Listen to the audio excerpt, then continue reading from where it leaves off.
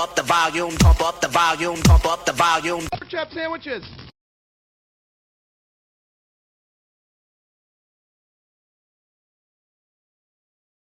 We shall never surrender.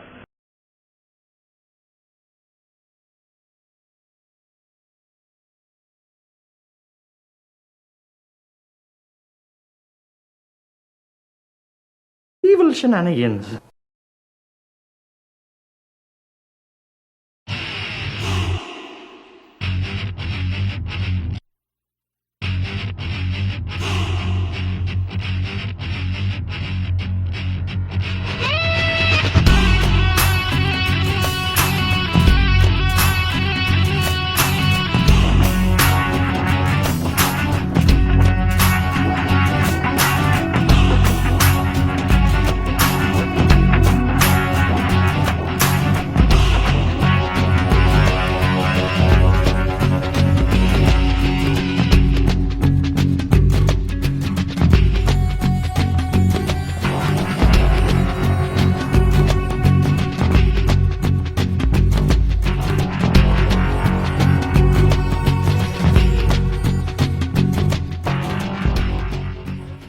Hello, how are we doing today?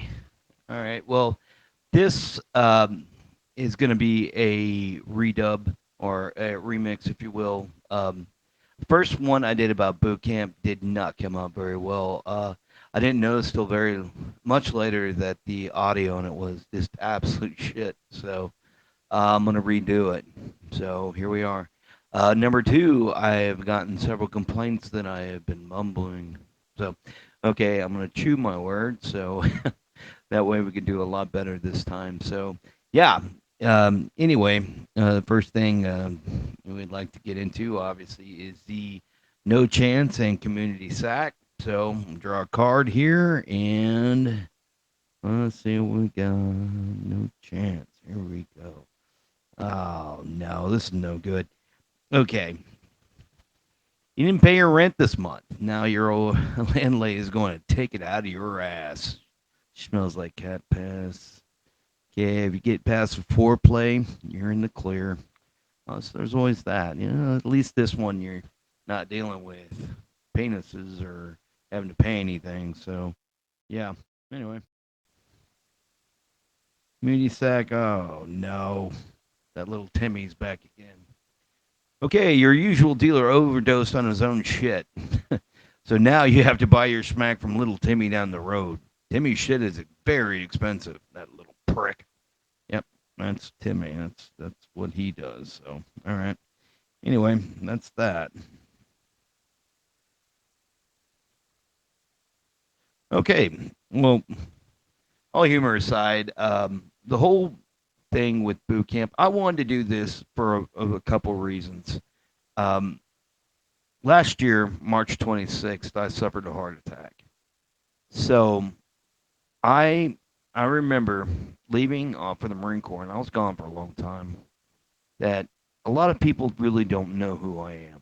So this whole thing, this whole most Ricky Tick thing was set up just so if anybody was curious that I'm a I'm not a historian on paper, but I remember a lot. So if you come up and ask me about something that happened, I will pretty much remember. So I'm not only within the activities of my life, but the activities in theirs. So if I could spark a memory of mine that could spark a memory of theirs, I'm all in for it because memories are great. And it's one of the true things that belong to us. And the way that we felt and the way that we, reacted to them. So, yeah, that's one of the reasons I wanted to do this. I know that there could be a couple people from the Marine Corps and they're like, yeah, how in the hell is Freight doing? Want to talk to him. And they could go and look. See, all right, look, geez, lost a lot of hair. He's got all wrinkles and damn, did he put on some weight. So, yeah, that's one reason why I'm doing this. It's just kind of like a reaction. Not a reaction, excuse me, that's where we're just an archive kind of like thing. So anyway, biggest thing about the Marine Corps, I give you a little history of me. I was born in San Antonio, think it was the Methodist Hospital downtown. It was really strange too because when my mother was in her last days, she one of the hospitals she was put into was the one right above to where she gave birth to me. So it's kind of weird, but she remembered. She had a great memory too as well. But anyway, I was born in San Antonio. We lived in a city called Live Oak, which is right on the outskirts of north on the 35 of San Antonio. So I went to a Catholic school in San Antonio called St. Pius X, and I went there for till sixth grade, no, fifth grade. And yeah, that's where I started my school. And of course, getting a Catholic school background is some of you have done it. I would like you to take a step back and look at what you went through, seriously, because it was a lot now that you look back at it. Like, so one of the funny things I found out about being going to a Catholic school was say like when people say, "Hey man, did you go see Tim? I mean, the Passion of the Christ?" I was like, "No, I don't need to see that because I witnessed that when I was in kindergarten." You know, like it's like, oh yeah, did they beat the thorn of crowns into his head and whip him and put a cross on his back and bloody him up real well? They're like, yeah, yeah, yeah. How'd you know? Like, yeah, I experienced that when I was 5. So it's like, at an early age, it was a lot, and I'm not complaining. I'm not complaining at all. Um, but yeah, it's just, yeah, it's a lot. So anyway, got hit by nuns a lot with rulers, and it just got licks a lot. And if you know what licks are getting your ass whooped with wood. So it's just you think about it, that's a hell of a statement. Like, well, they made contact with their hand? No, it wasn't their hand. It was a paddle, and it hurt. So yeah. Anyway, there's that. So going to that school, and that was a great thing about San Antonio. San Antonio is like they say that Reno is the greatest big little big city in the world. I think San Antonio is, man, because it was like at that time I think there was 700,000 people there at the time, and I mean it had everything, and then because it was so large, it would entice all the things that you would want. So I remember when I was in high school, I was able to go see Clerks in San Antonio, which Clerks was an indie film at the time, I think, and it was showing at very limited places. So I saw the commercial for it, and I went and saw it in the movie theater. So I mean, a lot of other places wouldn't have been able to offer you that kind of option. So there was that, and yeah. So San Antonio was great. I loved it. I absolutely loved that city. And then, of course, you add in the culture and the heritage of it. It's obviously with the birthplace of Texas and Texas bravado at the Alamo and stuff like that. I mean, it's all there. And the one thing that was bad that you had to go visit the Alamo every fucking year you were there, and it's just like you get in there, you're like, cool. Mm, yeah. So it's not even the real one. It was yeah. Okay. Shit. All right, well, let's go look at the hole in the ground. You look at the hole in the ground where people were hiding. You see where Bowie was killed. And I'm not, I have respect for these people, but, just being through it so many damn times, you're just like, okay, I get it now. All right, fine. So, anyway, there's that. And uh, the, the, later on, growing up in life, bounced around a lot. So from Live Oak, we moved out of there when I was from going from kindergarten to first grade. Excuse me. And then we moved down to a place called Marion. And Marion is maybe about 20 minutes due north of San Antonio. So my mother could drive there, my dad could drive there. They both worked in the city. So, of course, I still went to school in the city. My sister would eventually do the same path that I did. She would get out and go to a public school whenever she entered middle school, so sixth grade. So we did that, and yeah, I didn't mind. It was great. The drive was good, and I got to spend time with my grandmother every day. So whenever I got out of school, I'd go to my grandmother's house, and my mom would pick me up, and yeah.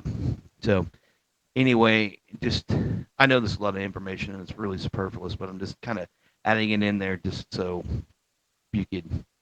So I just kind of make a point later on, but so yeah, the sixth grade came around, and I went to middle school in Marion, and everything was good there until my parents separated in 1992.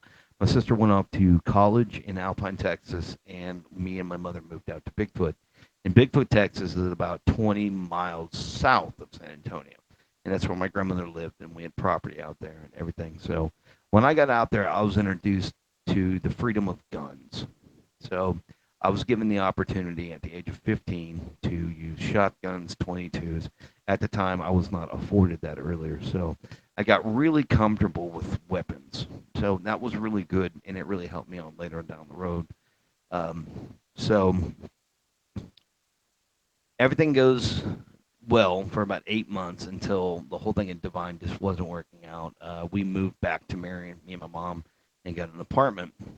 So I this was a funny story. Everything was good.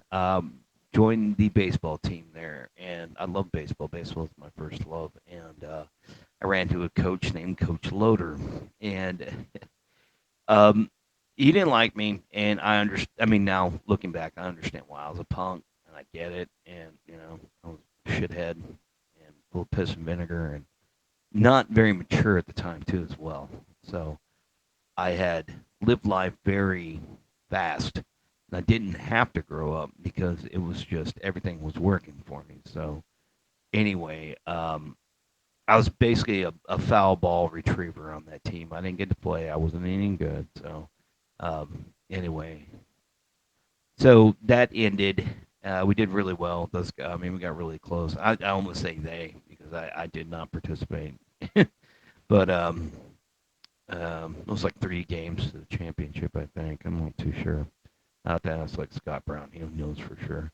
But damn. So the summer comes along. I get a summer job, and I'm like one of the only kids that is actually going out and working. And basically, my mother's gone a lot, so it's just me, and I'm working, and she's giving me money here and there whenever, because I'm spending my money on stupid shit. So anyway, so yeah, so school comes around. I don't go to 2 days. I'm done with football. I'm absolutely done with it. And I know that's a really radical statement because everybody, oh, Texas, man. And I did enjoy football. I really did. Football was fun. But at the time, now with my size, I had very big shoulders, and I had sped myself up so I could be a fullback. I wanted to be a fullback, but it was just like, all right, well, no, since we're a pulling team, so um, a sweeping team. So they want their guards because I wasn't tackle size, but I was, I was guard size. So we were a sweeping team, and I was just sick and tired of blocking. I was sick of it. I mean, it is like one of the most pointless things you could do unless you actually really love it, which I know some people do. Say like I know that like Eric Schmekel, I know he loved it. He'll tell you exactly the hardest person he ever went up against, and that's a shout out to him. He was a real stand-up guy, and I never got to tell him. And he's still alive, but I just haven't communicated with him. Last time I saw him was at someone's celebration of life. But the I was just sick and tired of blocking. I was done with it, and I was sick and tired of doing something else so they can score and I can go and shake their hands for what I did for them. I was sick of it. So anyway, I didn't play football, and of course that pissed Coach Loader off. I mean, like really pissed him off. So of course, I was in a gym class where it basically all the athletes of coming sports have to be in. So because I was, believe it, I'm not gonna make any excuses on this. I'll tell you why it happened. But I was working my ass off, backbreaking labor, building fence posts, stuff like that. So when every day I was tired, and I was making $6 an hour at this place out in Lavernia, and that was good money. You didn't pass that up, so you did that work. So the problem was is that now when it came to running, I was out of shape because I wasn't running. I'm strong, but I can't run at this time now. So he takes it out on me a lot. So just to make sure whenever we were running, he would make sure that he found me falling out. So anyway, so it came to the point that during that year, we were given the whole beginning of baseball because I was going to play baseball, and we were given the opportunity to do a fundraiser. And it's the usual fundraiser. Go out and sell cookies and this sausage shit from this company, and when it comes in, you go and bring it to them and you collect the money. And I went out of my way to make sure I won this because it was like a competition. It's, it, it's a stupid competition. And so I had won that. So everything was great, and then it came down to midterms, and this is where everything went bad. So midterms, I was taking algebra 2, and I fucking hated it, and I wasn't paying that much attention to it and wasn't doing very well in it. So when it came down to the final, I didn't do very well, and it was one of those things I just didn't apply myself. I'm not a dumbass. I just didn't apply myself. I didn't give a shit. I thought I was just going to 70 my way through. Well, that 70 turned to a 68. And that's when I was like, shit. One of the first times that, you learn not to gamble.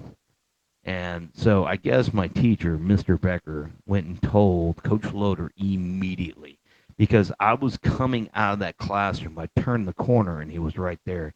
And it was right in front of everybody. And he goes, "Hey, everybody, look at the dumb shit who failed. Yeah, he failed. He failed Algebra 2. And he's never going to play baseball here at Marion ever again." That's what he told me. And as a kid, I didn't know how to react. And the only thing I knew is that I'm not going to lose to this guy. I'm not. So I fucking left.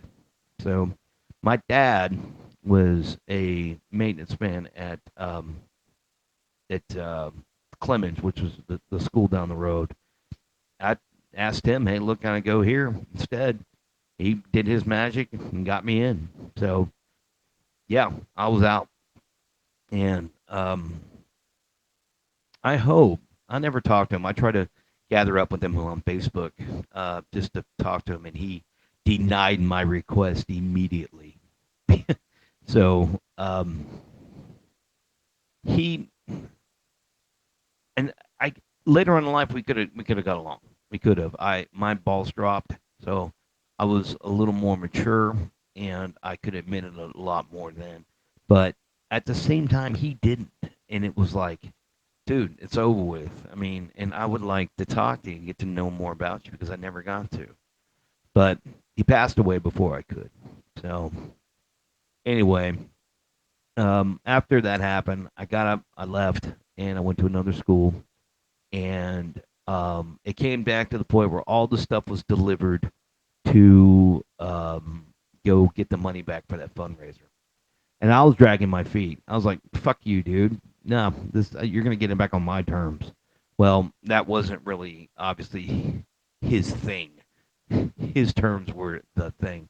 So he called me up on my birthday of 1994 and said, "You will fulfill your duties of getting that money, or we're going to have to take other channels to collect it." And this guy is batshit crazy. And a lot of people, will probably admit to it. He had a lot of screws loose.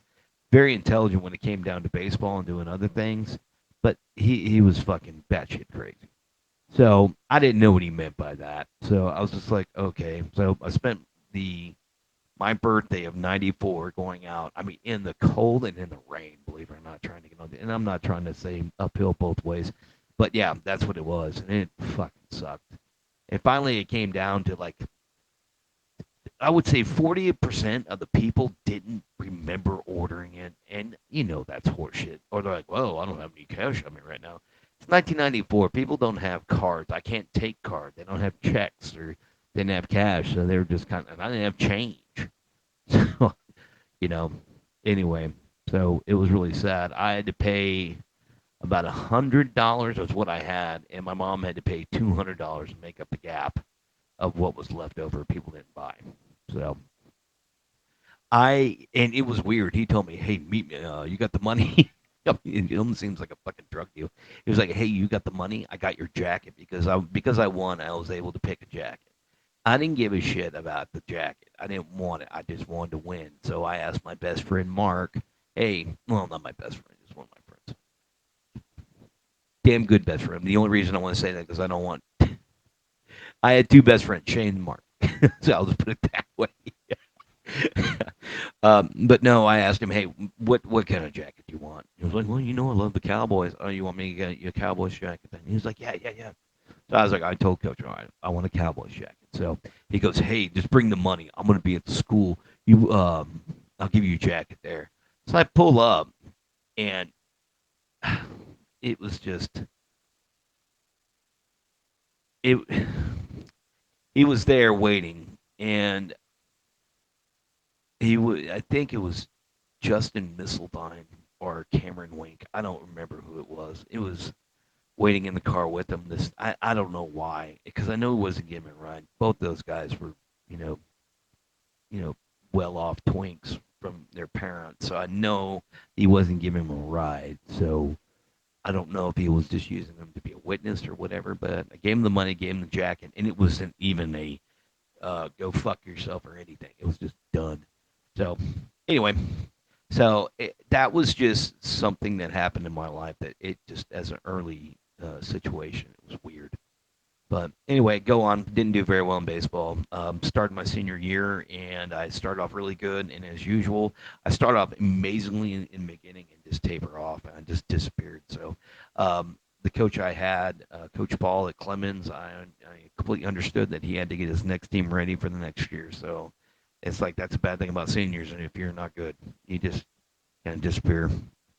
So that's what happened to me. I got my home run. That was it. I was done.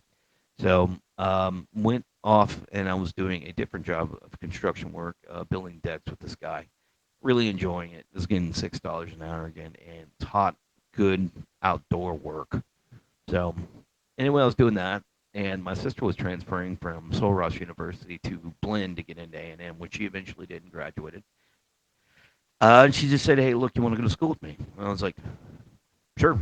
I ain't got anything going on, and that's what I was doing at that time in my life. I was just living, and as a lot of people say, "Man, that's just fucking really irresponsible." I loved every minute of it, dude. It was just like I remember getting home from work, and my mother was never home, and my friend Cecil was staying with us at the time. Go, hey man, we're having a party tonight. And we're like, fucking awesome. It was just cool. It was a great place to be at that time. And then, of course, went off to school with my sister, and something happened up there, and it was really. It's not really all that bad. It's bad now. I mean, we squared up with the guy later on, but anyway, funny story once again. It is Halloween night, 1995, and I'm driving from my history class going home, and it's Halloween night, and I'm driving in my '88 Cavalier station wagon. I love that car, and a lot of people laugh at it. Had a V6 and a stick shift, and it was fast as fuck, and that's the reason why I liked it. So anyway, I was driving home, and I look over to my left, and it's a four-lane road, and there's this car full of girls, and obviously they're college students. They're all dressed up. One's dressed like a witch, and she's in the back passenger side. I look over and I see her, and she kind of blows me a kiss, and I'm like, "Whoa, wow, that's exactly what I need. This day sucked." So, all right. I look over, and next thing you know, she's showing me her tits, and I'm like, "Whoa!" And I'll be damned. I looked in her eyes, and it was full of fright. And then that's why I was like, "There's something in front of me." I turned and I looked, and sure as shit, barely in stopping distance, there was another car. I slammed on the brakes, and I fucking rear-ended him, and it was bad. I mean, it was bad. So messed up the back of their car. I don't know what the hell their car was made of, but also there's a whole bunch of foreign exchange, not foreign, but the foreign students that from China didn't speak any English. So of course, I gave them my number, this, that, and the other thing. And problem was is that my mother told me, "Hey, look, I'll do everything I can, but I'll pay your car insurance." And I thought she was. So I was like, we're fine. Everything's good here. Well, she wasn't. and it's because the douchebag boyfriend she had was making her take her financial life back, and that was not taking care of her kids. And all right, a lot of people said, "Well, you know what? You should have been taking care of yourself anyway. You shouldn't be depending on your mom like that." Like, well, all right, that's fine, but it was an agreement we had. I had a job and I was taking care of everything else. So at the time, it was like, and my sister had a job too. I mean, we were working our asses off going to school at the same time. So it was that great American dream you hear about people going to putting themselves through college. But mom was helping out with certain things. One of them was my car insurance. I was making the car payment, so it was, I did. So yeah. Anyway, it came down to the fact where I had no insurance, so they're coming after me. Later on in life, I was able to get a hold of them. I squared up with them, and I think they wanted like $500 to get it fixed. And I know it'd probably be a lot more than that, but that's what they wanted. But anyway, I had to get the hell out of there. I just, I mean, now it's criminal. So what happened is I went back and I moved in with my dad, and I was going to go back to school, but now I had a broken car and trying to get everything taken care of, and it just wasn't working. That I wanted to have the freedom that I had out of Bigfoot again. So I went to my grandmother's. I packed up my stuff and left to my grandmother's house. And I was living with my grandmother in Bigfoot. And I got that outside feeling again. It was great. I was coming home from, and I started school again. And yeah. So at the time, I started working in a gas station. And this gas station was really cool. It's a great place, great job. Um, Yeah, and it was really cool because I'd take a 12 pack of beer home every night. And yeah, yeah, that happened. So I was 19 getting beer. So anyway, so and the funny thing is that my grandmother every once in a while she would take a couple of my beers. So I had a really cool grandmother. She would drink beer. So anyway, I remember one time I came home, I didn't take any beer that night because I had 9 left over. Well, when I got home that night, I had 3, and I was like, "What happened to my beer?" So I went to my grandma and was like, "Grandma, do you drink my beer?" And she goes, "My house." And I was like, "Touche, touche." Okay, well, anyway, so from there, she was like, "All right, I want to get some of the stuff that's in your closet out, so you have some room." So okay, so went in there, and the first thing we do, we open it up, and there's a pair of dress blues in there. And I was like, "Oh my God, that's what is that?" And of course, to me, I'm like, I'm stupid. So Army, Marine Corps, Navy, Air Force are all the same. You know, they're soldiers. That's what you think.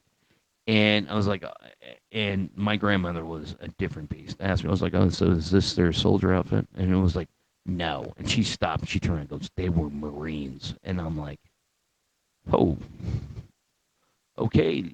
There's some veracity there from the woman. All right. So anyway, she broke open a box of medals and stuff that she had collected. Her her brother was a Marine, served on the Hornet, and he was an ordnance man, loaded bombs onto B-25s of Jimmy Doolittle raid. So, and she was showing me, and she remembered. He goes, "This is a naval unit citation," and it was like, "This is what they got for the." And it was and massive, much bigger than the ribbons we have now, about double the size.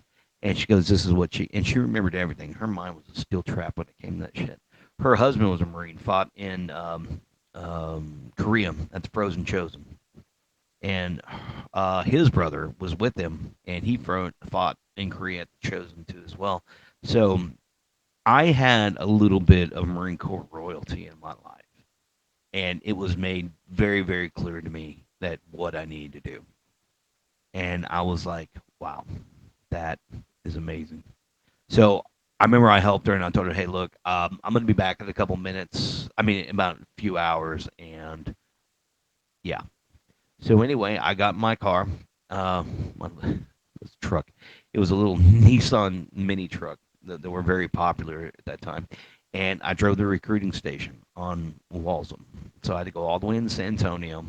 And I was just going to get information. That was it. Just going to get info. And damn, I'll be damned if I didn't enlist. I mean, pretty much enlist right there. I signed up to take the ASVAB, and I was all in. The guy was like, okay, so the recruiters are recruiters too. So anyway, I'll talk about that later. Anyway, he showed me these tiles. He's like, hey, I got these tiles here.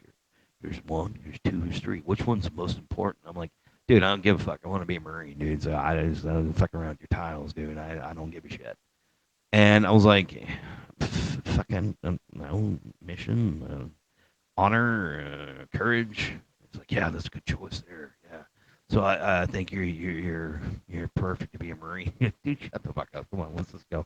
Let's get this over with. I'm a good whore. So you don't have to talk me into it.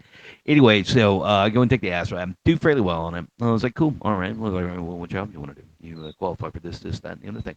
I was like, all right. Well, cool. First thing, I want to do tanks. And he kind of looked at me like, tank? Wow. Okay, you want to be a tanker? That's great. So anyway, so with the tank thing, tanking came along in life a long time ago. In that school at Marion, when I was in seventh grade, um, the library there is very small. So when it comes to biography time, when you have to write a biography or a book report on a biography, they wheel in this cart and it's got every biography they have ever owned.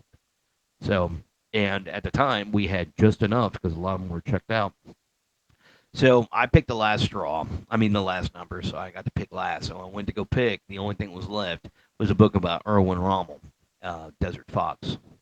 And I was like, well, all right, I guess I'm going to do this then. So kind of find out, I read the book, and I mean, I couldn't put it down. I had just completely had transformed over to tanks. I just got so interested in tanks. So anyway, um, that's why I told him thanks first. And then he said, well, man, you got a good thing. You should do the aviation route. I said, oh, cool. I'll do aviation second. And then how about intelligence? So I did those three. So, funny thing about Marines, most of them would get a job for something like like every last person in the Navy. Well, I'm a nuke, man. I scored big enough to be nuke, nuke, nuke, nuke. And you're like, okay, great. And a Marine would make the same score and go, yeah, I'm infantry. And it's like, Marines join the Marine Corps to be Marines. And that is the end of it. That's it. The Air Force is going to sell, just your career afterwards and the wonderful tools that you're going to get and the beautiful barracks and all the lovely ladies that are going to be there. Army is just money.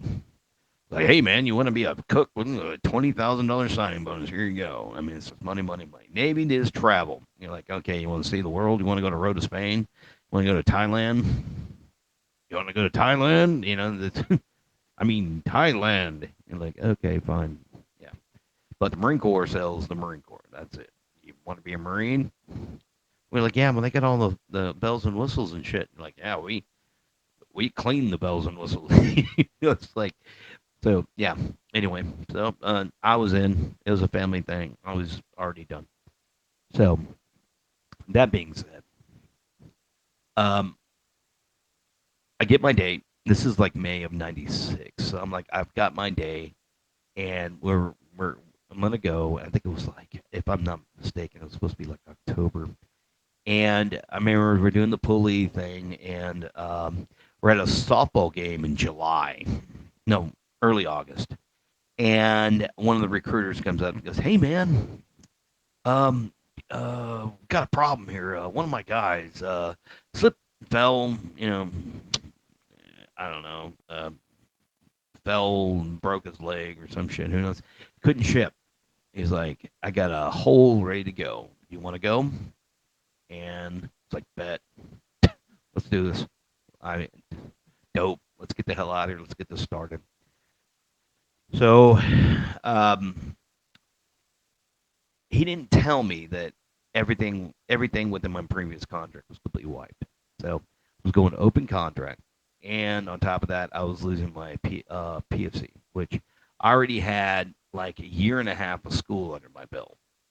So they said, yeah, you're going to get PFC whenever you get out of, Couldn't find out that didn't happen, and I'll tell you how that all worked out. So, went home, tell my parents, hey, look, we're leaving early. I'm gonna get this over with. So, and my mother was like kind of relieved because she was kind of like waiting for it, And Yeah, so I go to leave, and the Saturday before we leave, we have like a party at my grandmother's house. And this was what I was telling you about my grandmother. It was absolutely amazing. They made a cake for me that going off to the Marine Corps, and she lights the candle and she brings the cake over, and she's singing the Marines hymn, and she sings all three verses, and didn't miss a word. That was the difference of the time frame of what we were in. She grew up, obviously during two major conflicts, and she knew the words, and it was absolutely amazing. I don't think there was a dry eye in the room. And of course, different times. So, it was a hats off to the generation that came to before us. Just absolutely amazing. And it was kind of a heartwarming feeling to know that I was going up and doing the same thing that they did. So in unvolunteer terms. So yeah. So I left, and what they do is you go and report, and they make you go to a hotel, and they're going to pick you up in the hotel. So that way, they know exactly where you're at. So they I stopped. I mean, stayed in the hotel, and it was really cool that my parents, my sister, and my mother showed up and brought me Whataburger. And it was the last time I was going to have it for a long time.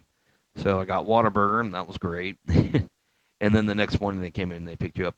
They gave you like a $5 eating certificate to the Kettle, which I don't even think that's there anymore.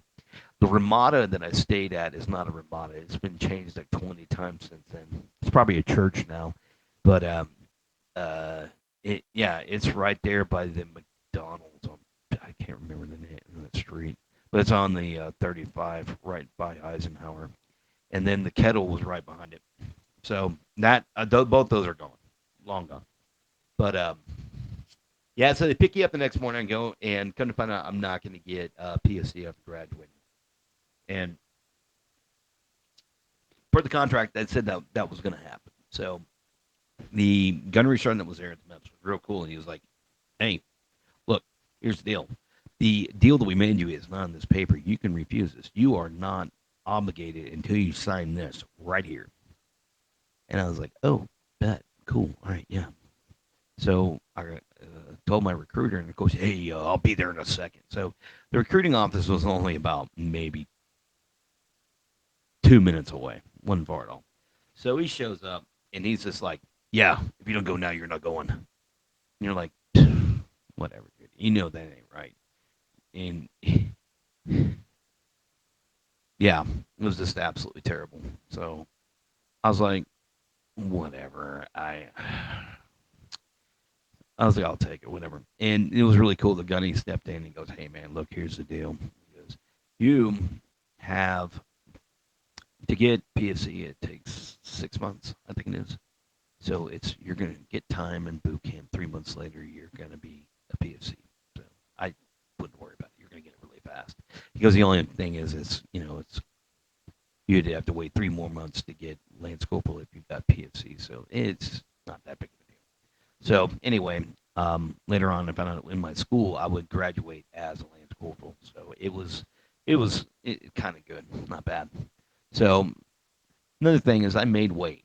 I was running a lot, and I was trying to get trimmed down. So I made it down to about 199, and I think I was like 2% body fat, looking good. Excuse me. Good upper body. I had a six pack coming in. I was able to run for a while. And I was running with a backpack with weights in it, so I was knocking out like 3-4 miles a day. So I was getting ready for boot camp. So yeah, little did I know there was trouble awaiting. So really funny thing is we get on the airplane, and I'll never forget that when I left my grandmother's house going to MEPS, that um, U2's "Where the Streets Have No Name" came on. And it's really funny because there's several back roads that you use in Bigfoot that don't have names. So I know that's not what U2 and Bono meant in that song, but it was just kind of, weird. And you're embarking on a great journey, here. It's like it doesn't matter what it is. You do not know what's in front of you, and that's really exciting. So where the streets have no name, it's not really so much where you are, but where you're going. So, he, anyway, so we get on the airplane, and remember the biggest thing about the flight over there was that, all right, the pilot goes, hey, look out the right side, you'll see the, I'll see if I can do it right. So if you look out the right side of the window, you'll see that we are flying over the Grand Canyon.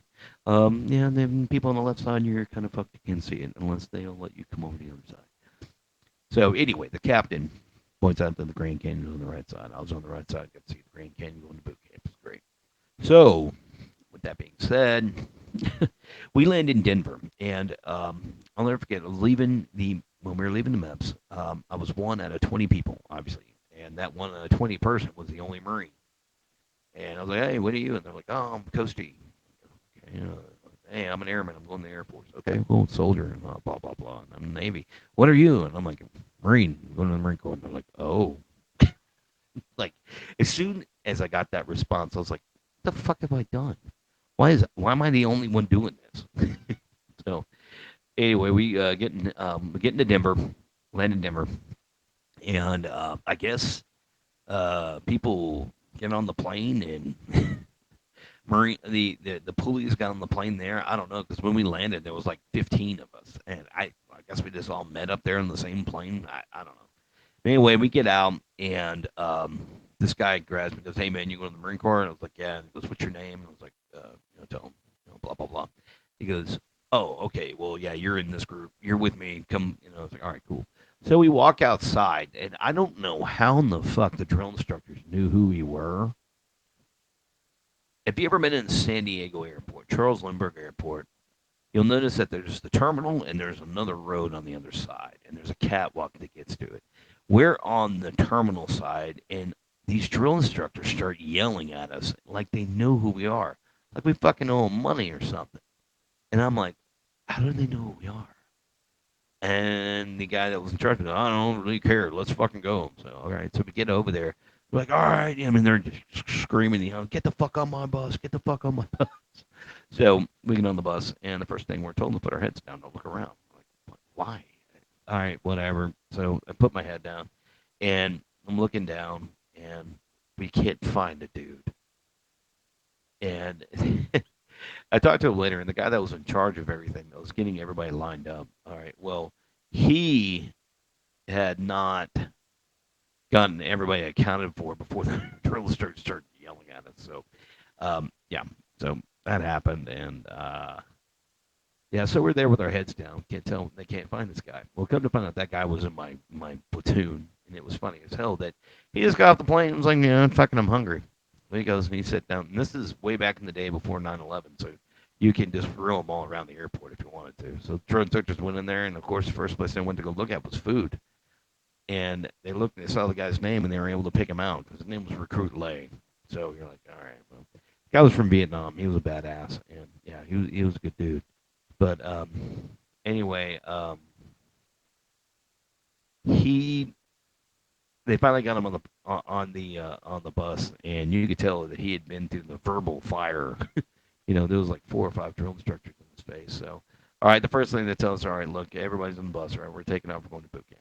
So they say, hey, look down. And the only thing you remember looking down, and you're driving, driving, all of a sudden it was darkness, and it was like you're going into a tunnel. And I've talked to several people about this. That went to San Diego. That tunnel is not really even a tunnel; it's just a bridge. But the memory that you have of you first getting there makes it seem like it's like the Holland Tunnel. I mean, it just seems so long, and it's not. And once you get out of the tunnel, that's when the bus stops and they do the check with the PMO at the gate, and they let you on. All right, so when the bus stops, that's when pandemonium starts. I mean, and it's about out of 5, and believe me, it gets up to a 15 later on, but it's about out of 5. Excuse me. And they say, all right, get off the bus, get on my yellow footprints, and that's where the yellow footprints comes. And it's really cool if you look on Google Earth and do the above, and they actually have a section where you can put the guy on and look at the footprints. Nothing else. The only thing you see is the footprints. So that's really cool. And I think that's on like Guadalcanal Road. I'm not too sure. But yeah. So you look forward, and there's a code of ethics on the wall of recruits. So you have to read it out loud, and then that's when they get you inside to go to your get all your stuff, and of course get indoctrinated and everything. So um, this was a blur. I really don't remember exactly what steps this all happens in, but I know that the first thing was you had to put all your belongings into a box. All right, so my my recruiter did not tell me not to bring things. In fact, he told me just bring everything you need, and I didn't know what that was. So me and my mom got soap and shampoo for 3 months, and kind of find out that all got donated. You weren't military will not expect you to bring anything unless they're providing it for you. So, not to mention when they provide it for you, they got the opportunity to charge you, those pricks. So, yeah.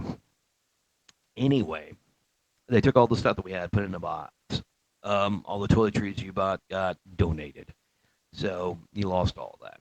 So, if you're going to boot camp, I would tell you the thing you need to bring is bring your wallet and then bring a Bible with pictures in it. And that's it.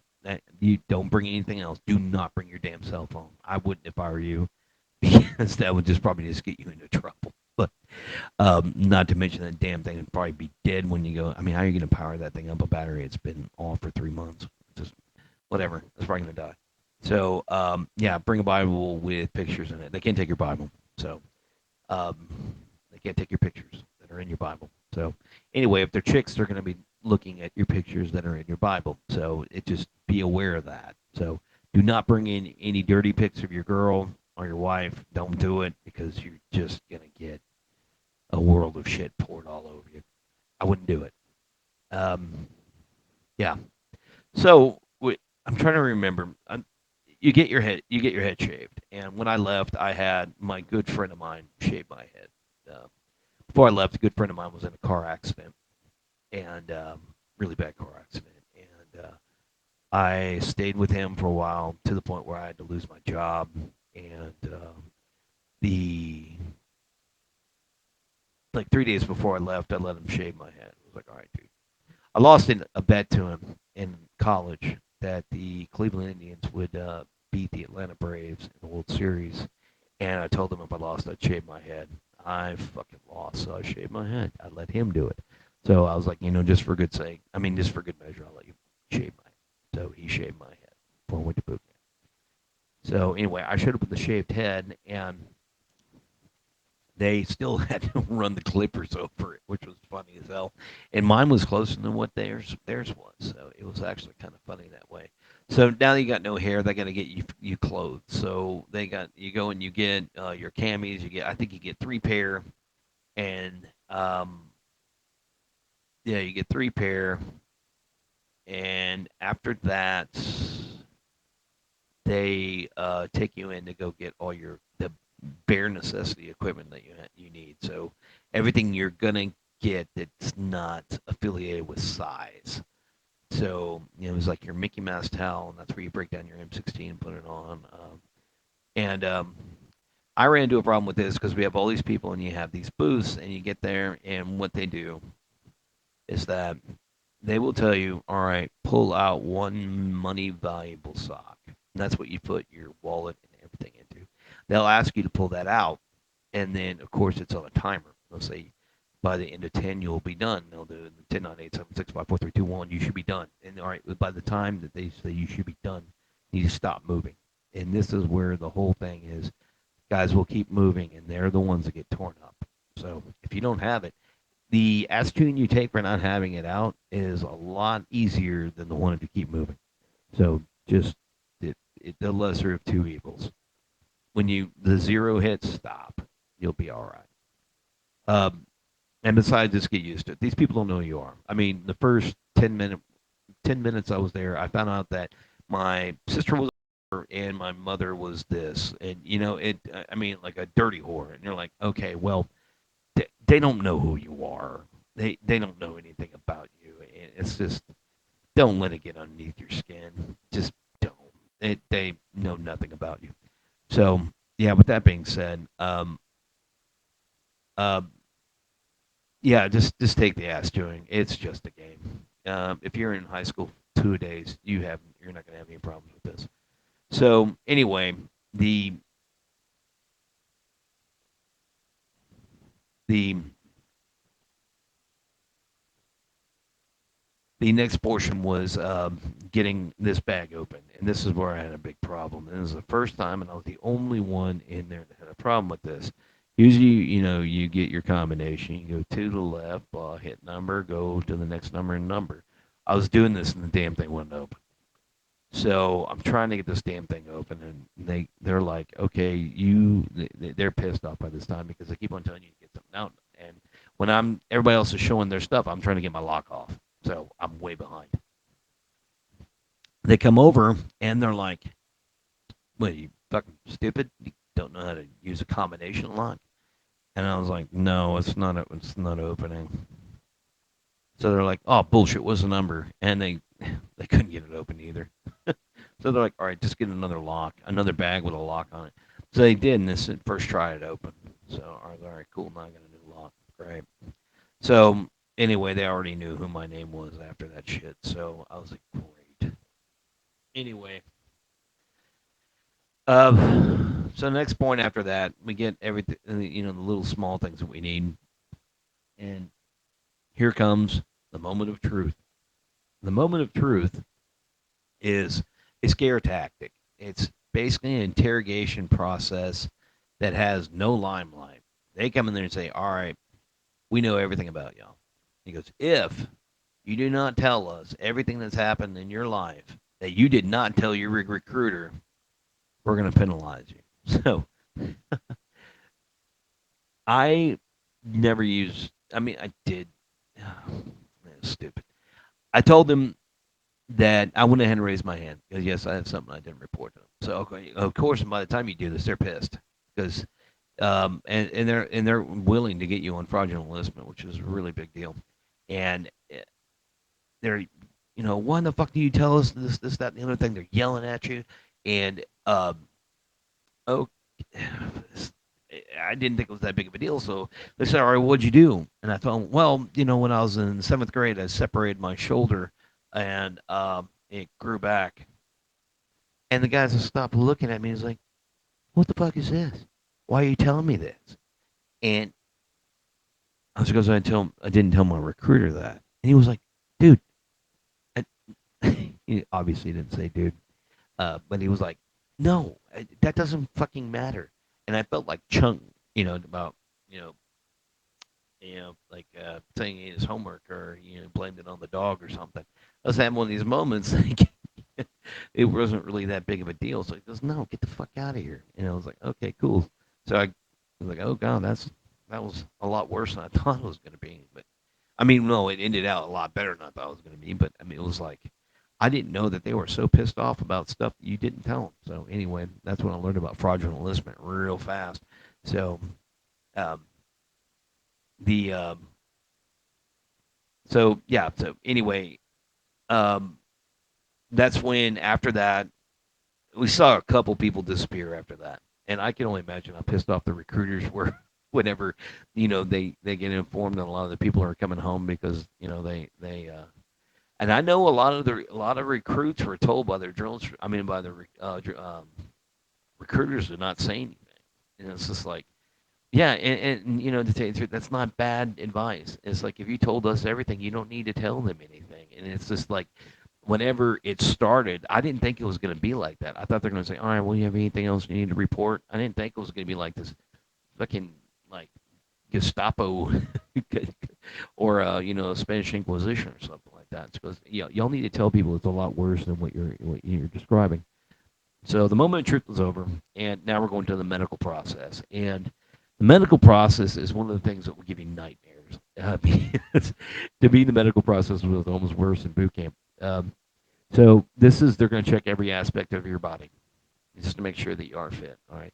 Yeah, the doctors of the MEPS did check you out to make sure you didn't have flat foot. You could walk like a duck and do burpees and all this shit. But now they're going to make sure that your blood is good. So, okay, and it's hard to explain that there are a lot of people. I remember my mother jumped through hoops to make sure that me and my sister went to the doctor and to the dentist. And I know my grandmother was 3 times worse on it. my grandmother would find an excuse to take you to the fucking dentist. And I don't know if it was like her getting you back for something, but yeah. Anyway, and be, I'll be damned if you're sitting in the chair. The dentist was like, "Well, we can do this today, or we can come back on your next turn. You do it then." And you go, "Oh yeah, we'll do it on next time." And I was like, "Yeah." You go in there, and I was like, I "Tell your grandma." She's like, "Why are you out so?" I mean, she'd get pissed off. She's like, "Why are you out so quickly?" He said, "Yeah, we can do it next time." He goes, "No, you get back in there and you get that done." I'm like, God dang it! And that's one of the reasons I just hate dentists. I and I had one call me a pussy once too in San Marcos. Funny enough, that same dentist gave my dad sepsis like 20 years later. Anyway, um, so with that all being said, kept on going. The first one was the blood type, so they check who your blood type is because they got to put that on your dog tags. They have everything else, and they don't know your blood type is. So, really sad thing is there's a lot of people that have never been to a doctor. I give them blood, and it's really strange. I was just like, okay, this is very arc. You don't really like the way it's being done, doing under a forceful manner about getting blood. But anyway, I remember this one kid was in the back and he's screaming, saying, "I don't like needles. I don't like needles. I don't like needles." And of course, they stuck it into him, and he starts freaking out, and he shot blood across the room. So obviously, then he had a very powerful pump, and his heart's doing pretty good, but also he's pretty excited. So anyway, he shoots blood across the room, and like three people pass out. You're like, God dang it. So after you get blood, you do that, and then you walk down the cattle hallway. And this is about this is a walkway that's about 20 foot long. All right, and there's about 10 doors, and each door holds a corpsman, and that is the Navy version of medic, and they're going to put something into you, and it's either a needle or an air blast of this gun, and it just happens so fast. You're walking by, and next thing you know, you're getting swabbed down with alcohol, and you're like, "Oh shit, here comes another one!" Pow! You're like, "All right, all right." And then the left arm, "Oh, this one's your tetanus." Okay, cool. This one's your typhus. I think typhus. No, typhoid. Say typhus. Okay, and then the one that goes in your forearm that makes the bubble. You're like, okay, cool.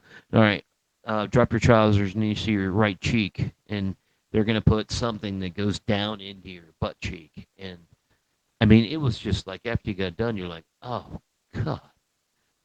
I mean, you're bleeding everywhere. You got blood everywhere. Those air guns, they actually make you bleed if they don't do it the right way. So you got that. They're like, okay, now we're gonna go in there and see your eye test. So you're gonna see an eye test. All right, good. Blah blah blah. I knew my eyes were bad, and that's fine. The next one was hearing. So this was the cruel thing, a hearing test, and we'd been up now by I don't know 36 hours. So you're supposed to go in to do a hearing test and not fall asleep. So a lot of people were like, you go in there and you just, and they're like, okay, they could tell because you're not hitting the button at all. So, and I was in the chamber a couple times, and they kept on um, waking a guy up, and I was like, dude, bro, just give me your receiver. I mean, give me your clicker, and I'll take care of it for you. So finally, we got out of that, and then you go to dental, and dental was sad because this is the whole thing. My preface earlier about people going to the dentist. There's some people in there that had never been to a dentist, and they had to get their wisdom teeth taken out, had to get like pin fillings, abscess teeth, and all this other shit. And you're just like, God dang, dude. I mean, all right, yeah, you're taking care of yourself now. That's great. That's good, and you're getting taken care of, which is amazing. But parents not taking their kids to the dentist, I didn't know how to fathom that because I was like, bro, I wish I could have changed with you because I go once a month. My older than my grandmother. But anyway, so there was some people that had their wisdom teeth taken out, and they were laid up in their rack in the barracks or in the squad bay, excuse me. So I couldn't imagine that just having to sit in your bed all day while drill instructors they're yelling at you. It just sucks. Anybody had a really bad wisdom teeth pull? That's just it sucks. So, okay, so that night we go to the receiving barracks, and we get to sleep. So it's like 6 p.m. We get to eat, and we get to make our beds. We get shown how to make hospital quarters, and they tell us to hit the rack. So we hit the rack and say, all right, look, tomorrow you're going to have a big day. You're going to meet your drill instructors. You're going to your, forever home, blah, blah, blah. So, okay, fine. That happens, and we go and do that. And the next morning, they get us up and they march us over to our new platoon. So what they do is they tell you to go place all your stuff in a rack, and you're now in numbers from alphabetical A to Z, obviously. So those numbers are what they are. I was 22. I'll never forget that. And I was like, oh, Emmett Smith. The only way I can remember it was Emmett Smith. So I was 22. So the person upstream did not pay attention, and he put his stuff on the rack and not the rack pole. So when you walk by, you would see it on the rack pole. So all these racks faced each other. So that way, if you walk down the drill instructor highway, you could actually look at every rack. There was two drill instructor highways. So anyway, he put his shit on the rack. So now later on, that we would have to pay for that. And it the meeting of the drill instructors, and I know that there's a ceremonious word for it, I don't remember it, but your senior comes out, he's talking to you, and he says something, and then the door to the duty hut opens wide.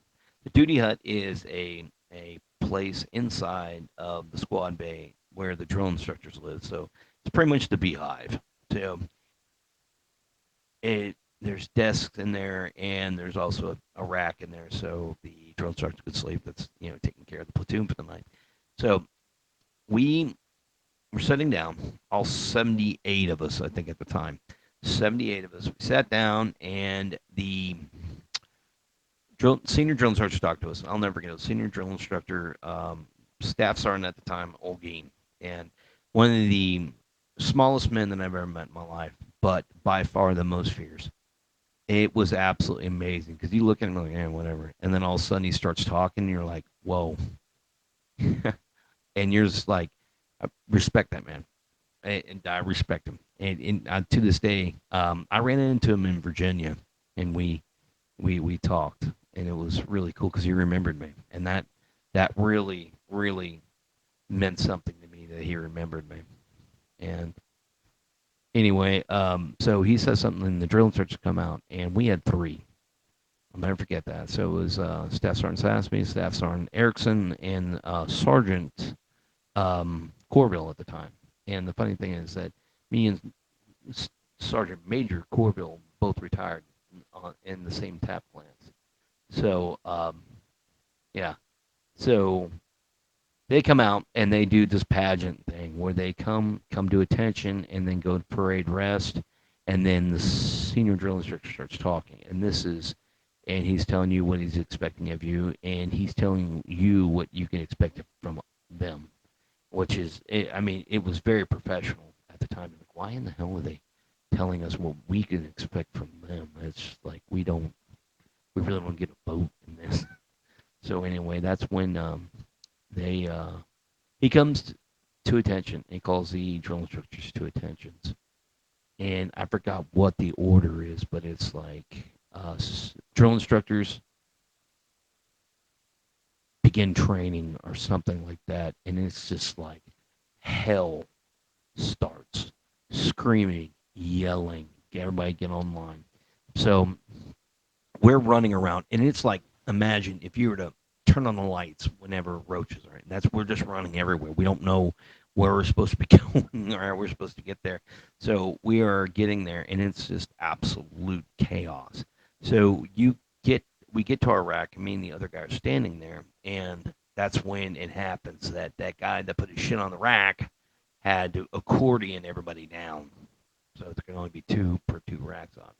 Well, it comes to me, and I'm standing there, and I guess I'm the one that has to move down on the next one. So the whole thing starts when the senior drill instructor gets in front of me and starts yelling at me. What the fuck? Why don't you think where the hell you're going?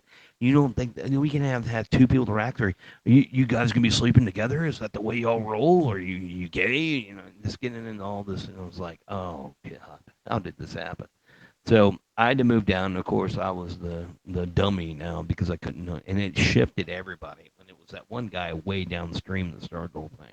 So anyway, that starts, and so the it, this right here is where they really get you. This is the supposed. I mean, to me, it was the worst day of boot camp, obviously, and that's when you get everything situated. And then when you do, they get your Foot Locker and then turn it upside down, and they spread all your stuff. They make what they call. We're going to be practicing going up Suribachi. So what we're going to do is we're going to make two Suribachis in here, and that's all y'all stuff that's going to go in the middle of the deck. So they grab all your stuff and they put it in the middle. And there's two of them because there's two action. I mean, two drill circle highways. So what they do is they tell you, all right, on the count of 20, you're going to go and you're going to pick out one of these. And basically, all the stuff that was poured up from your Foot Locker is now in a pile. And now you have to go put it all back. I mean, it was.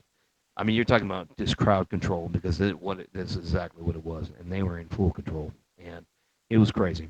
So later on, we're getting everything taken care of, and the next thing you know, they named a whole bunch of names. All right, you guys come here. There was like 12 of us, and we didn't notice that. All right, the senior drill instructor goes, "All right, you guys are the ones that are overweight," and I'm like, "What do you mean I'm overweight? I made weight." Well, kind of find out that was a shipping weight and a Marine Corps weight. Me standing at 5'6", which I claimed at the time I was taller than. I was supposed to weigh 171. I was weighing in at 199, 198. So I thought I'd made weight. So he's looking around, and there's a couple fat boys in there. I mean, like ones that look really fat. And it was like, all right, well, one of you guys is 20 pounds overweight. I'm looking around like, holy shit, I'm just suck to be that guy.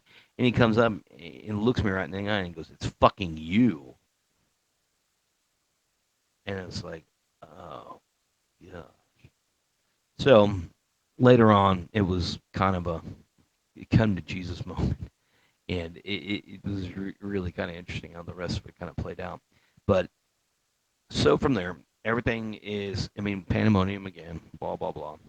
So at night, we had to do our final check, and what they do is you're in your skivvy shirt and underwear, so you have whitey tidies, and at the time, it was were told to wear a brown shirt. We still have brown shirts in '96.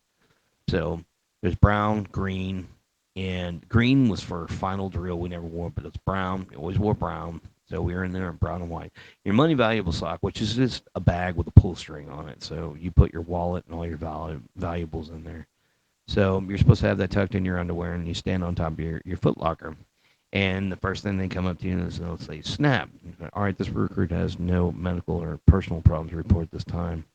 And I think that was the first one. And the second one was you had to do it twice. It was snap and then pop. And then pop, you had to say something else. It's been so long, I don't remember. No, I think it was the first one was I have no medical issues to report this time, sir. This recruit has no personal or um, financial problems to report this time. So all you did was make a different declaration. That's it. So if like you had something was going on, I did it a couple times. It was like, all right, this recruit has one medical problem to report this time. Like speak, like okay, tell them what it was. I'll never forget it. It was really kind of disgusting because I was doing these setups because I was trying to lose weight, and I had said that I had a contusion or something, and and I was like on my butt, and he goes, all right, show me, and I'm like, oh, okay, and he was like, fucking damn it, show me, and I'm like, okay, so I bent over, and he goes, that's in your ass crack. I was like, yeah, so this recruit was doing setups in the free time trying to lose weight, and it looked like I took some skin because I was doing it on tile, and it was absolutely dumb. But I took some skin off, and he was all right. All right, let me put some lotion on it. No, it was like ointment. I was like, okay, and it was like one of those things that I completely trusted him. It was like so fucking weird. So, but anyway, he came by, and he was looking at me, and he told me, he goes, recruit Freddie, remove your shirt. I did, and that's when he saw I was just ripped, and I had a six pack, and he was like, and he was shaking his head. And was like, this guy's a fucking dying. I mean, what the hell are we supposed? And I told him, I was like, look, all that weight's coming off, and he looked at me, and goes, did I fucking ask you? And it was like, no, sir. And yeah, it was. You could tell he was a little perplexed, and to me, it was like one of the first times that I actually had like some sort of understanding of what it was for leadership in that position to not actually get with the rules. The body composition program in the Marine Corps at that time was very flawed. Um, what would happen? Usually, you would if you had a first class BFT, you were given the opportunity to go put on your Charlies, which is your green and tan, it's green trousers, tan blouse, and you would have to go take a picture. And if you look, I mean, that picture was sent to the CO, and the CO can make a hominis dominus. All right, yeah, this guy's good. This guy looks like shit. No, he's not on it. And you had to do that every month. So every month you had to do that. So now it was like pretty much what it was. You weren't sent to the fat body program, which was I forgot what it's called, body composition program. I forgot, but it was where they had to run the overweight people every day. So here I was caught up in that, and this couldn't be harder. I got to lose all this muscle, and I don't know how I'm gonna do it because the only thing we're gonna be doing is fucking working out and running. So I had probably one of the first major quandaries put to me in the Marine Corps right in front of me. I had 3 months to figure it out. So the first thing I did, I stopped eating. I did not eat at all. I ate fruits and a lot of fruit and pickles the whole time in boot camp. That's all I ate.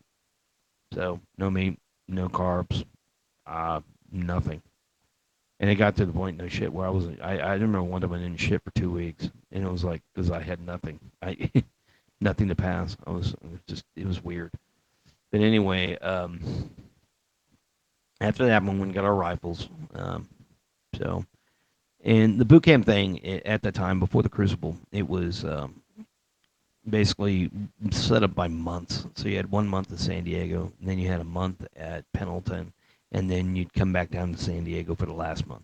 And that was pre-Crucible, where I think it ends in Pendleton. I'm not sure. I didn't do the Crucible, so the Crucible came on like 8 months later.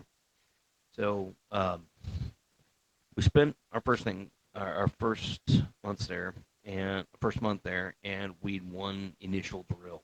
So that was, and we did it like by 0.1 points, something like that. It was a big deal. So first thing that happened was this thing where we were doing. It was combat hits, which was basically just boxing, is all it is. And I was doing really well at this, just because I'd never been in a fight before, but I knew how to protect myself. I knew how to, keep being short. I could be almost like a turtle, where I could just draw everything into a point of a, a point of central protection.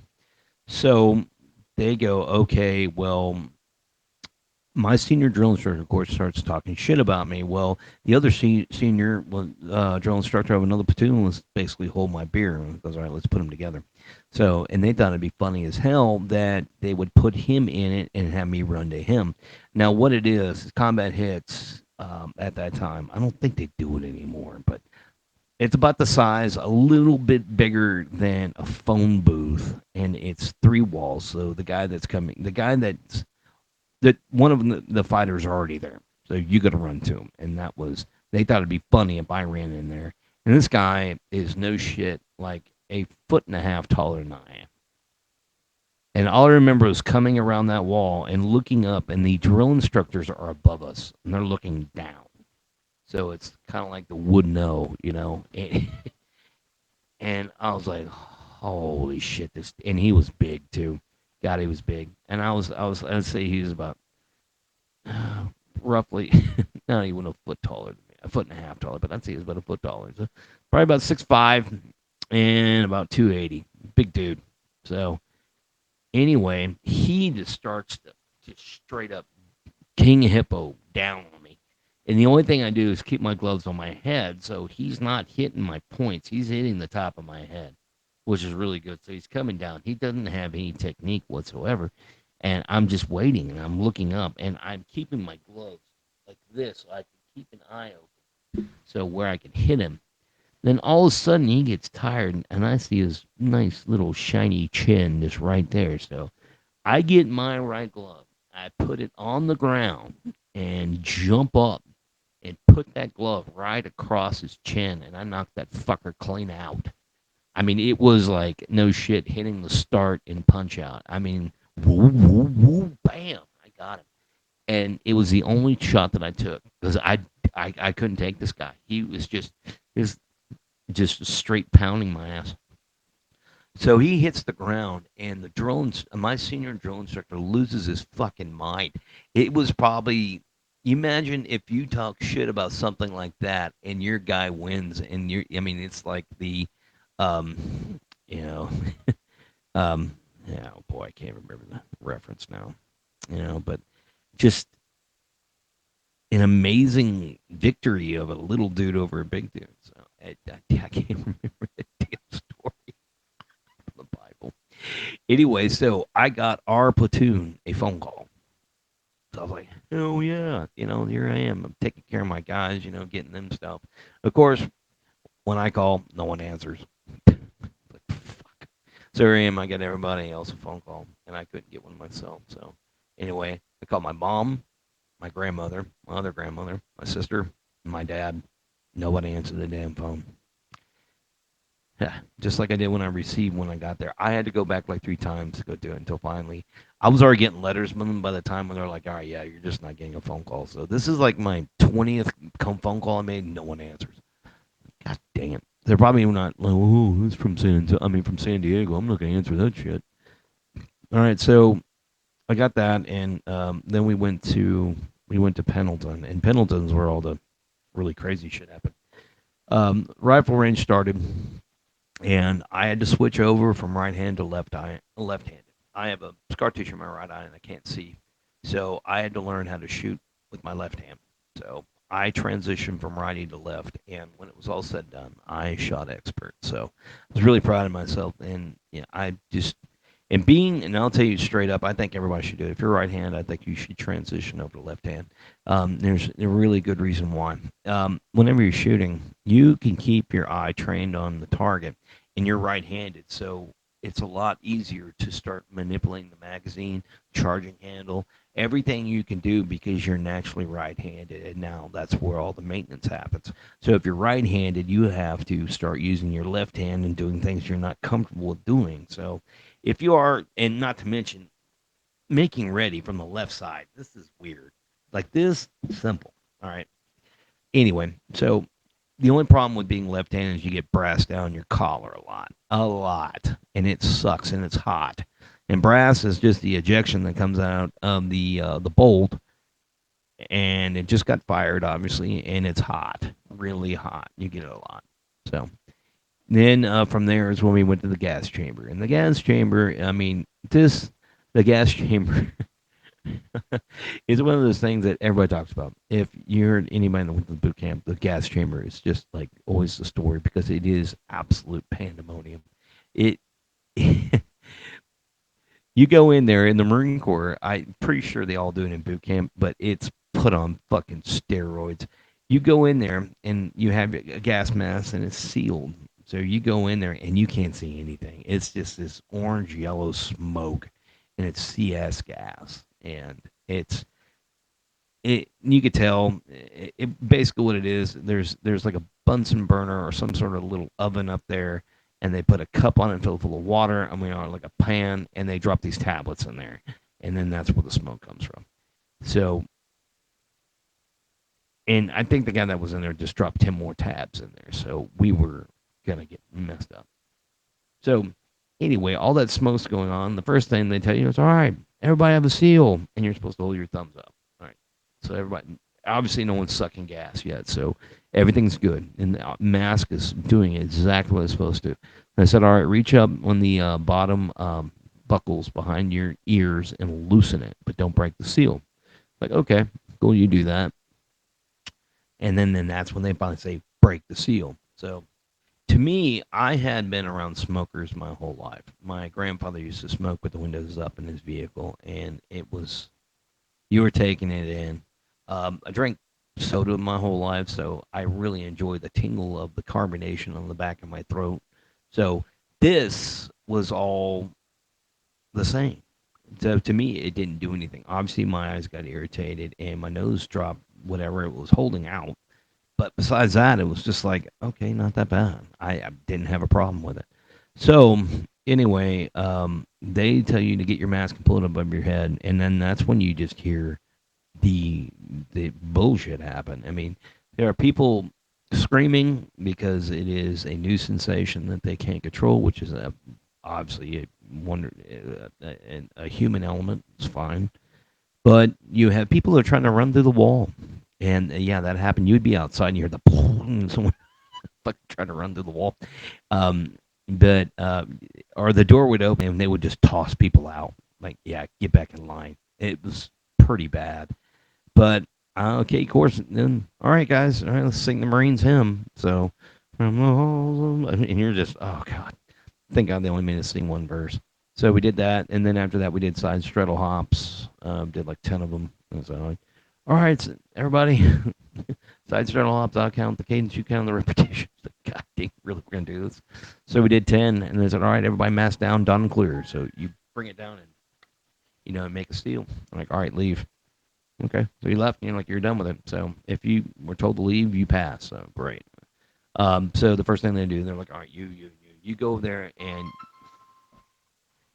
and clean masks. So there's 3 buckets. First one's, no, 4 buckets, excuse me. There's 4 buckets. There's 4 and 3. Anyway, first bucket, it's got water in it, dip it in, water. Okay. Second one, bleach. The third one, water. So it's 3 buckets, obviously. All right. And then supposedly the mask is clean. Anyway, I'm sitting there doing that, and the drill instructor comes up and goes, "Hey, you looks like you haven't been to the gas chamber yet. Doesn't look like you even been in there." I was like, "No, this recruit went through." Yeah, recruit went through. It goes, "Yeah, well, just to make me happy, why don't you just go and go again?" Okay, grabbed a mask and I ran back and got back in line. So I go through there again, and it's the same shit again. Exactly. I mean, I'm like, okay, so they're doing it to everybody, not that big of a deal. So I get out, and of course, first Marine Corps, um, just tradition. You, come here. Hey, yous, clean the masks. And like, okay, cool. I'm cleaning the masks. And then my other drill instructor comes and goes, "Man, don't look like you've been in there." And I was like, "No, this recruit's gone actually twice." He goes, "Well, it would please the court if you went a third time." I'm like, all right. Grabbed a mask, went in there. And then the third drill instructor came up to me after I got done. And funny as hell, I was picked to clean the mask again, so I'm over here cleaning these damn masks. And he was like, "Hey, have you been in the gas chamber?" And you could tell he just was not saying it right. And my senior drill instructor was like, "Dude, don't fuck with him. He's been in there 3 times." So I'm like, "Oh, so y'all knew? It was a joke? All right, whatever." All right, so yeah. I got my name was pretty synonymous because of my um my weight problem, because I just I was fit and I wasn't fat, but I was overweight by their standards. So um another reason, because I Sergeant Corville was he was very funny, and very, very. He would make things so damn funny. I mean, that's what their job was, to make you laugh. If you laugh, they got to punish you, and it was kind of like they win if they make you laugh. All right, but the problem is with boot camp is that you don't get to laugh very often. So a lot of shit that really isn't funny is funny. So anyway, we were doing a rifle inspection. And a rifle inspection is where they set up like 3 foot lockers, and each drill instructor would be at one of them, and they would look at you to see how you're cleaning your rifles. Because we spent about, I would say, 500 hours the whole time in boot camp cleaning rifles. You spend a long time doing it, and you spend about 1,000 hours drilling. So anyway, I went up to him and um, I gave it to him, and he was, all right, what's your third general order? And I told him, and he was like, what's your fifth general order? And I told him, and he goes, God, it was like, another, who was the first female Marine, like over May Johnson. Okay, cool. And he goes, would you suck the SEAL's dick if he asked you to? And I was like, you know what? This guy is asking me this question to get me off my kilter. I mean, he's trying to get me to laugh. So I told him, I was like, this recruit cannot deny a direct order. And he stops. And I was like, yeah, I got him this time. So he looks at me and he was like, he goes, well, I tell you what, that's the spirit and all. Because we know duck shaking in my Marine Corps. Okay. Well, anyway, it was to the point where if you can ever get a drill instructor, get his cover and pull it down. That means he's laughing, and he doesn't want you to see it. So that right there was one of those moments, and I got him. And I tried to bring it up, and I ran into him, and he said he doesn't remember. He goes, that happened to him so many damn times that he couldn't remember.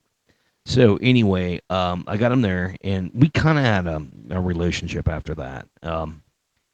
He was a good dude. God is a good dude, even though that with the whole thing with him being, drill instructor. Sassoon, I didn't really remember him. I mean, I know that he was obviously a good Marine if he was there, but Erickson was Satan, and Erickson was like one of those guys that scared me. You just looked at him, and you're just like, that guy's hell in a firefight. You could just tell it, and it was just one of those things that looks in his eye. He was a Marine, and so was, I mean, they all were, but you could tell, and you could tell he'd been somewhere too, But one of the things he did this demonstration one time with the M16 while we were waiting to do something. He goes, here, let me see your rifle. And of course, anytime you give a rifle, you got to clear it and give it to him, and then he'll clear it. And then anyway, he was showing us how the M16 was made for his body, and it was like the way that it fit. I think he was right. It was, his arms were just perfect for it and everything else, and it was like, obviously it was a show. So he goes, one of the things I want to show y'all is a new movement. It's called Port Arms. And he goes, I'm a recruit. Who are you? So I'm recruit Port. And he's like, ooh, who better to show us Port Arms than recruit Port? So it was one of those times you can never, ever duplicate that. So anyway, we get everything happens at Pendleton. And we come back, and it's our last week. And thank God for that. We do the slide for life, and it wasn't that big of a deal. And then we did before we did that, we did the rappel tower. The rappel tower is something that is, I think it's about 100 foot tall, I think. And you got to put your feet on the wall of this damn thing and rappel down it. And it's like, at first you just got to hang there. And it is by far one of the most scary things. And they showed how like no one has ever fallen. They showed if you do, this is how they take care of you. And you're not going to fall. What they do is they just press you against the wall, and then you can come down. But yeah, it's something else, and it's scary. And A-frame, Stairway to Heaven, all those things. Yeah, they're freaky, but it's not that big of a deal. So, so what happens after that? I'll never forget, we had one of the guys that was from Walsham, where I came from, and he was there, and he was not doing so well. In fact, I think they're going to kick him out. So what they do in the squad bay is they make a single rack, and you had to watch this guy. You're on suicide watch. And I think he had tried to commit suicide. So I remember seeing him, and he was like, dude, what happened? Because this guy was like motivated, more motivated than I was. That's when I was like, well, what happened? What happened to you? Why are you here? And he was just like, I don't want to talk about it. You're like, Okay, well, yeah, whatever.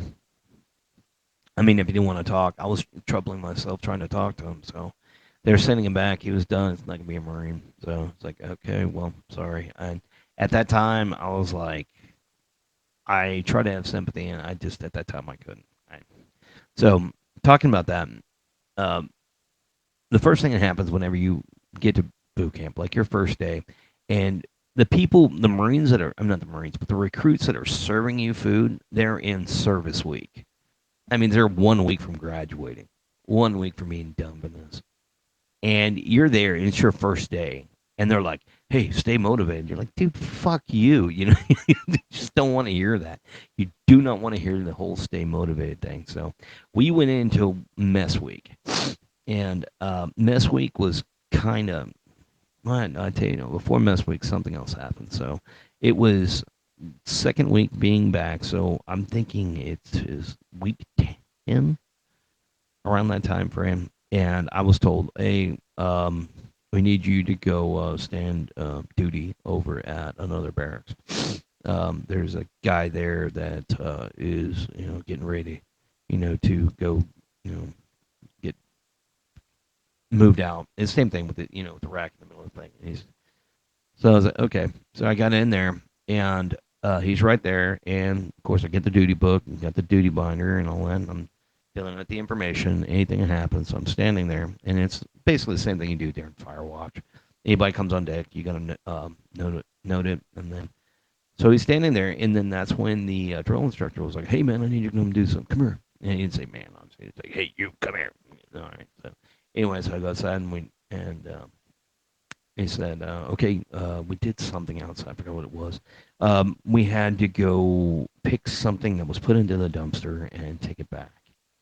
And then we walked all the way to the dumpster, and I mean, we were there for a minute, and we got the damn thing out. Come to find out where he was like, "Hey, get in the dumpster." He goes, "He wasn't getting in there." So I got in the dumpster. I'm looking around. I can't find anything. Can't find anything. So he goes, "Okay, well, I'm gonna go see what other dumpsters." Hey, get back into the squad bay and check that flunky. So I go back in there, and the guy is not in the rack. I'm like, "Fuck. Okay, where'd he go?" All right, so I'm looking around, and I look down the squad bay. He's not there, and I'm like, "This could be bad. This could be really bad." So anyway, I go and I look in the bathroom, and he's in the bathroom, and he's hanging. He'd By the time that we had gone, it had been some time, and he committed suicide. He had hung himself in the bathroom. So I remember they tried to come at me because that's the reason I was in there, but the drill instructor stood up for me. He goes, "No, I told him to do something." And, it's like it came to the point where, you know, um, yeah, that was something that was really hard to take. And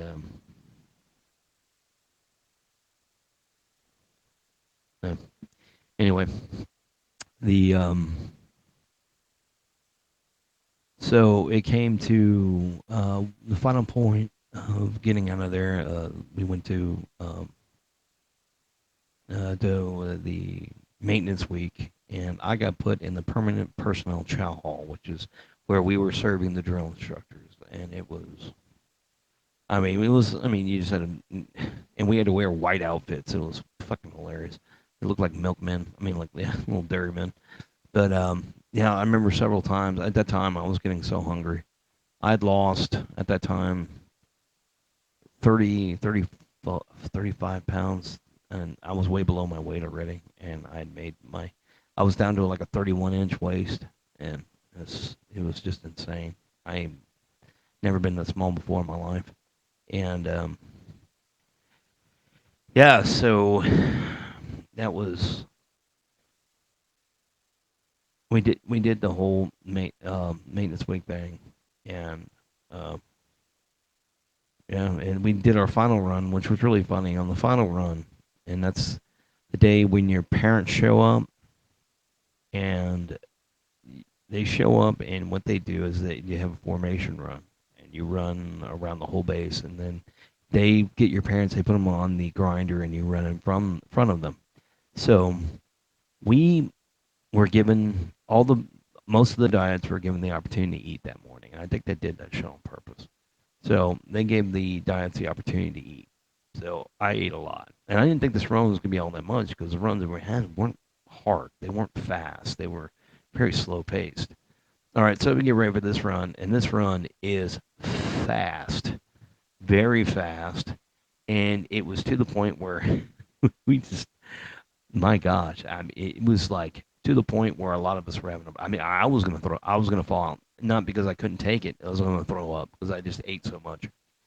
So when that was all said and done, we were in front of our parents, and we get to see them for the first time. And you go inside and you put in your Charlies, and then you come out and you spend the day with your parents, and then you graduate the next morning, which was absolutely amazing because um, they get you in line, and the brigadier general of the base comes out, and he does the whole, well, good morning, Marines, and it was just like,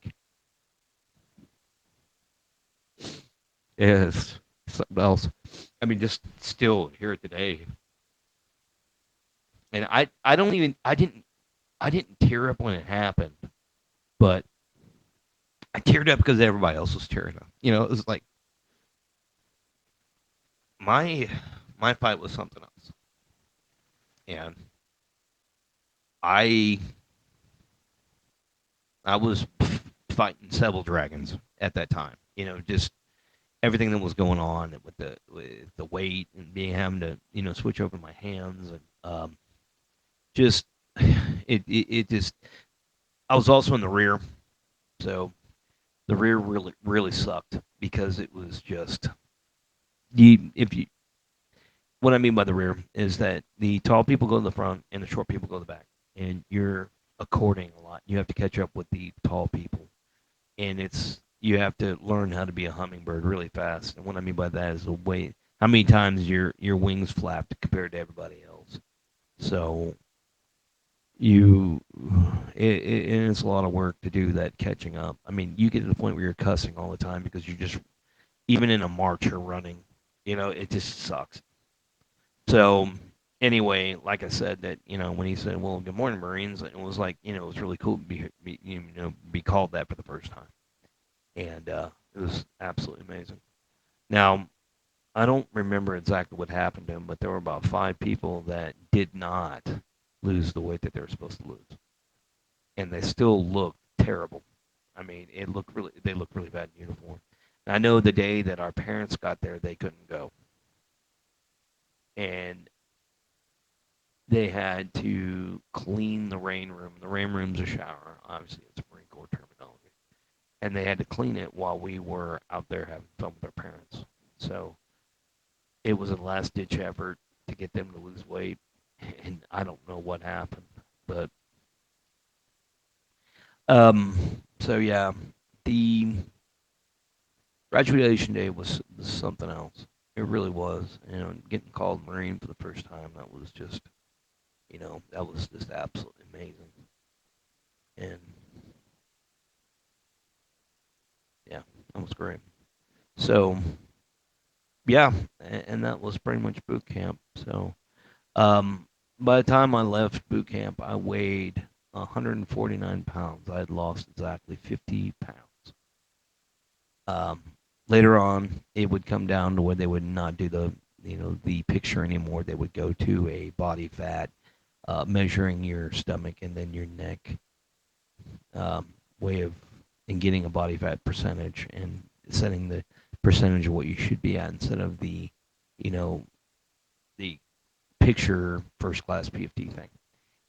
And I think it was if you had a first class PFT, you can have 21% body fat, and then if you weren't, I think it was 19, and then you had to be lower. But I always came in like 14 or 17 or something like that. I was always real below it, so it was not that big of a deal. So yeah, it was really good to see that cooler heads prevailed on that.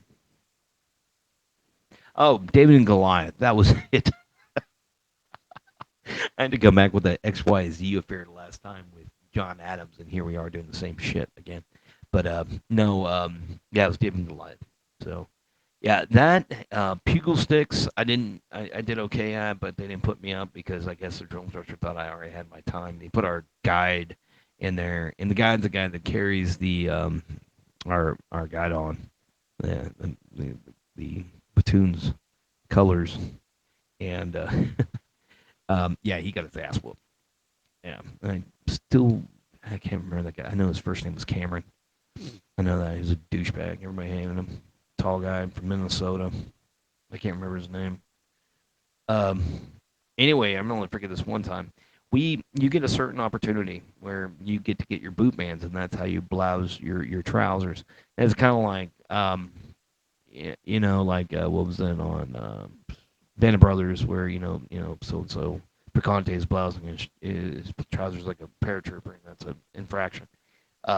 That is a rite of passage. I mean, once you get to blouse your boots, it's a big deal.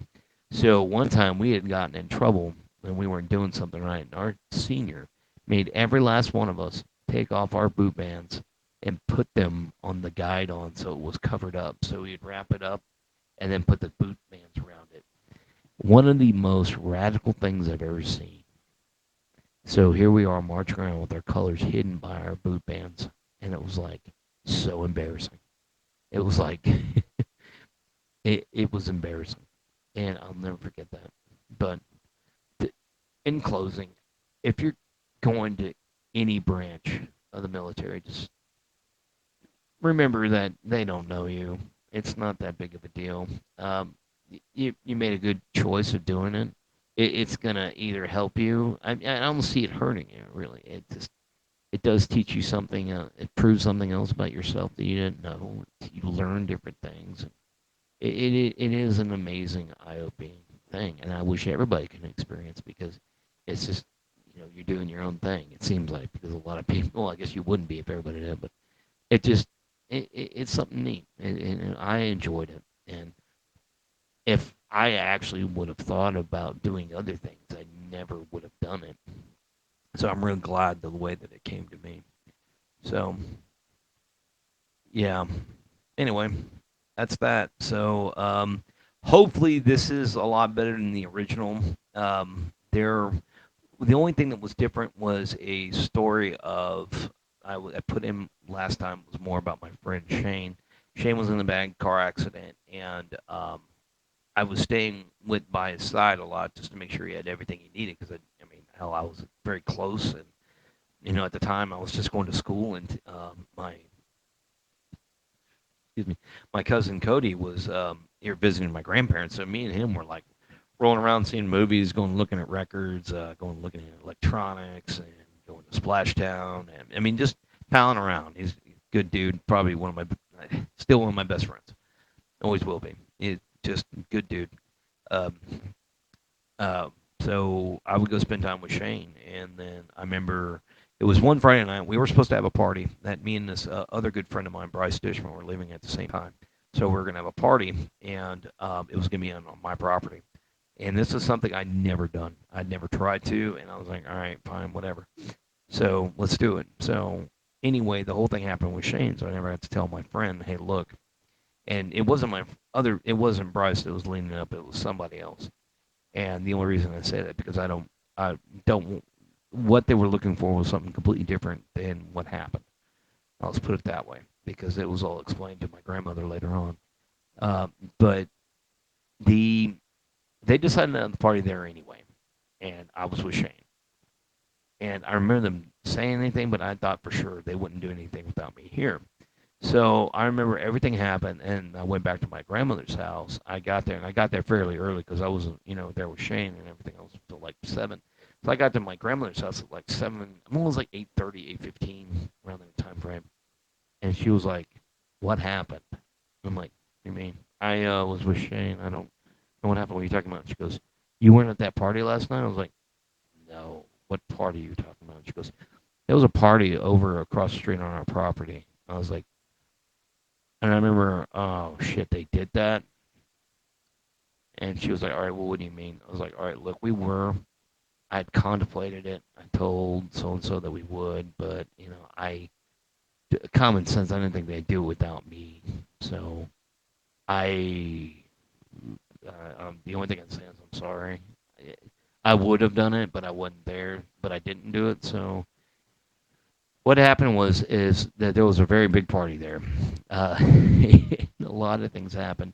And I want you to know that this whole thing in Bigfoot's a very, very south area. It's very cactusy, barbed wire, snakes, water, cattle, just everything. Mesquite trees. Just what you see in the movies.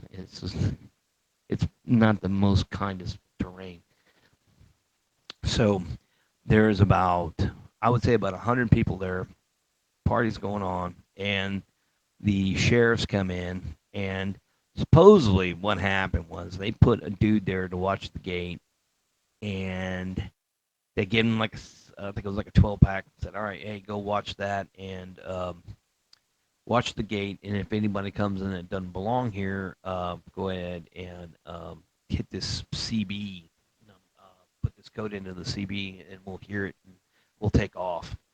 So I guess something happened where like his ex got back together with him, and he was like making out with her by the gate, and didn't see the 6 sheriffs pull in there. And out there in that area, sheriffs about the only people that are there. The Divine Police, they don't have enough to take care of that area. So, and it is very rural, so it'd have to be sheriffs. So the sheriffs come in and they rush the party, and supposedly they did it like cavalry style, like toward the party. And that's when, as soon as the cops there, everybody started running. That's the problem, because that property goes quite a ways, and it goes to the other side of the highway because it's split by 2 highways. So if you could find the power line row, we call it that because there was where they cut a swath out that went from highway to highway. So if you can get there, you'd be fine. So I mean, there's kids going everywhere, and there was a mother that was on the other side that was picking up kids and taking them, picking up and taking them back to certain places until they can get their cars the next day. But there was a kid that was in the water, like with a straw, so he wouldn't get caught. Like, you name it, was fucking stupid. And then, like, the sheriffs killed 2 rattlesnakes while they were out there. I mean, it was crazy. So, anyway, all the names of the people that got picked up, they got arrested, was put in the paper. It's pretty bad. I mean, even the valedictorian, all this other shit was in there, and it was like, God dang, what happened? So, yeah, and it was supposed to be, our going away party. And what they were doing, they were looking for a certain drug dealer that was supposed to be there. That's why the thing got all the attention, and that's one of the reasons I wanted to keep my other friend's name out, because I don't know if it was him. It could have been. I don't know. But I don't know if it was one of his friends or something else. So I want to leave names out here just in case anything happens. But they didn't even say if they got him or not. So I don't know. So all these kids, I mean, it was really good. They all got acquitted, everything I got. But it was really shitty because a lot of them held it on me. They're like, hey, he wasn't even there. And I was like, yeah, I had a reason to. But